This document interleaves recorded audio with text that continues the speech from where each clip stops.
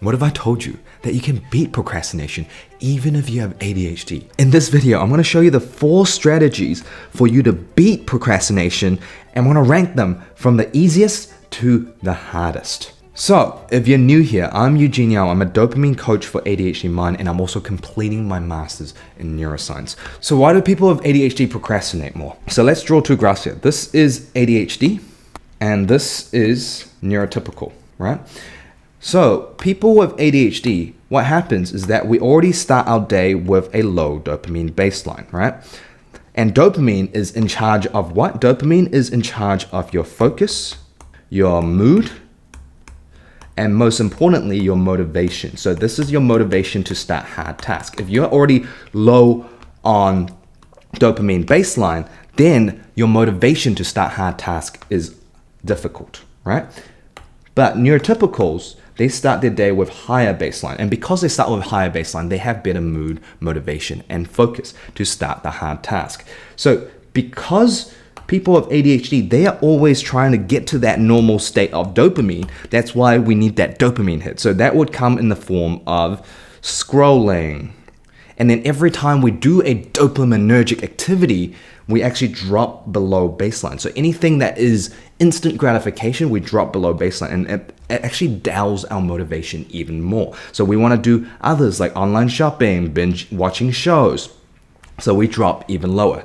Whereas a neurotypical, they start their day already quite well. And then when they scroll, they just get elevated, but they come back to baseline very fast. For us, we drop lower, right? So it even stunts our motivation even more. So what if I told you we can increase this baseline to a higher baseline? And because we have a higher baseline, that means we have more motivation to start harder tasks and less motivation to try to chase those cheap dopamine spikes, right?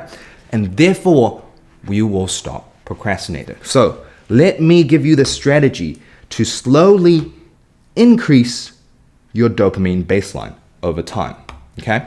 So there's 4 strategies. Let's get into it. So strategy number 1, this is the easiest to start. It is add friction to cheap dopamine hits. Because what we talked about here is that every time you chase a cheap dopamine hit, you get a sharper drop in dopamine. And when you're down here, there's no way that you're gonna do the hard task. You're gonna keep procrastinating. So what we need to do, which is the easiest route, is to add friction. So for example, if you love sugar and you love cookies, it's on the table, get rid of them.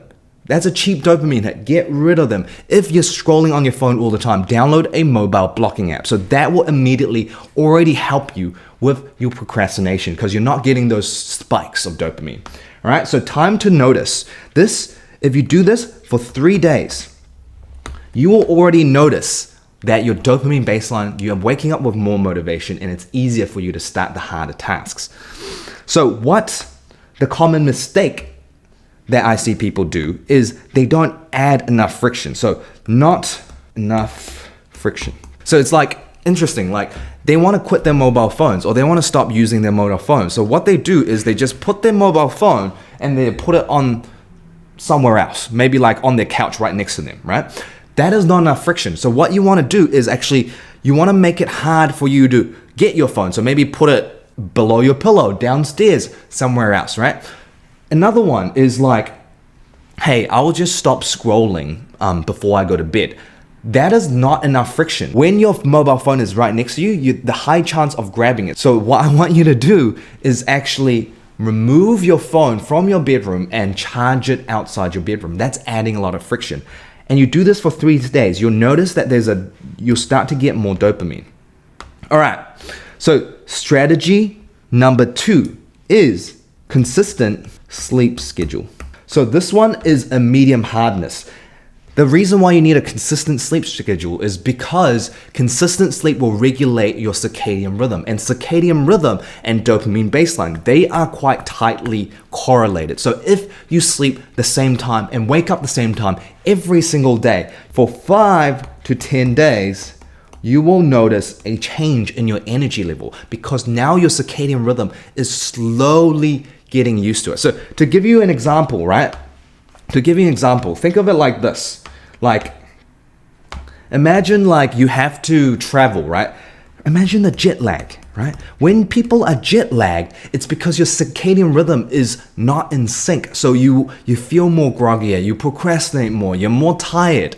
So you have to regulate, and it takes 5 to 10 days to really adjust your circadian rhythm. And once you do, you'll feel like you have way more energy. So for those of you who are night owls or sleeping at different times, this will really help with your procrastination. And this is medium hardness. So the common mistake here is they skip weekends. If you want a consistent sleep schedule, you have to do this morning and night, 7 days a week. Wake up the same time, sleep at the same time, 7 times a week, if you really want to solve your procrastination, all right? So, and number 3, this one is now a little bit more difficult, right? Number 3 is no screens and dim lights 1 hour before bed. So not only do you have to keep a sleep schedule that is consistent, you don't want any screens and you want to dim your lights 1 hour before bed. The reason why you want to do this is that you will start to release more melatonin for you to have a deeper sleep, less fragmented sleep, and your brain is not as wired when you're looking at your screen, ingesting dopamine. So the time to notice this is literally, it's so fast. You'll immediately sleep a lot better. It's like 1 to 3 days. If you stop doing this, you already get the benefit of waking up with more energy. So the common mistake here is you replace it with other stimulation. So if let's say, if you remove all your screens and you dim your lights and you start listening to like really stimulating podcasts or very entertaining podcasts or a comedy, and you're laughing just before sleep, your brain is still wired. So the common mistake here is once you remove all your screens, you start to replace it with other stimulations. Avoid this. All right, and the last one, but the most effective one, is do perceived pain activities. This one is the hardest one to do. So if you find running very difficult, perceived pain is like, oh, it's so painful, I can't do it, then that will yield the most result. If you feel like sauna is too hot, that will yield the most result. If you feel like cold shower is too cold, the perceived pain of the activity, the more harder it is for you to do, the more dopamine baseline you will get immediate afterwards, okay? So this is immediate. It takes, think about it, like the runner's high. You feel euphoric, like cold showers. It increases your dopamine 250%, and that is backed up by studies. So the common mistake here is that the perceived pain is low, right? Is that the perceived pain is low. If you don't feel like running or walking is that painful, then it's not working for your brain. We need to perceive it as difficult. The more you perceive that activity as difficult, the higher, and after you do it, the higher your baseline gets. So if you're like running, oh my God, it hurts, and then you get a lift for the runner's high, right? Runner's high. After you go for a run, it might be a lot easier for you to do your taxes or do your harder tasks. And that is what we're trying to mimic here.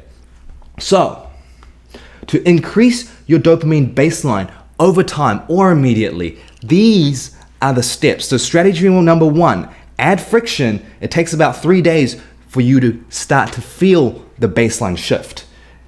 Consistent sleep every single day takes about 5 to 10 days to see that baseline shift.